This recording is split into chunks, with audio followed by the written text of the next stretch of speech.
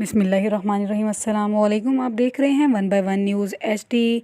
विहाड़ी से हमें रिपोर्ट कर रहे हैं तारिक महमूद कंबो। जश्न आज़ादी के मौके पर शराब सप्लाई की कोशिश नाकाम बना दी गई। 264 लीटर शराब बरामद करके मुकदमा दर्ज कर लिया गया। तफसीलात के मुताबिक SHO थाना सिटी विहाड़ी खुरम इसरार और उनकी टीम ने जश्न आज़ादी के मौके पर शराब सप्लाई करने की कोशिश नाकाम बना दी। पुलिस ने बड़ी कार्रवाई करते हुए 200 लीटर देसी और 64 बोतल मुख्तलिफ ब्रांड्स की वलायती शराब बरामद कर ली। मुलजिम फयाज 911WB में शराब की सप्लाई देने के लिए मौजूद था कि पुलिस ने रेड किया। पुलिस की गाड़ी को देखकर मुलजिम फरार हो गया, जबकि मौके से 264 लीटर शराब बरामद कर ली गई।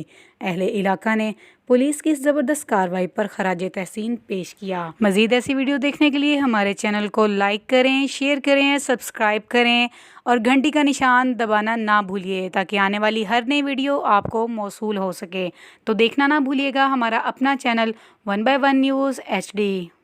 ताज़ा तरीन अपलोड्स की नोटिफिकेशन हासिल करने के लिए हमारे चैनल को सब्सक्राइब करें और साथ में दिए गए घंटी के निशान को दबाना ना भूलें।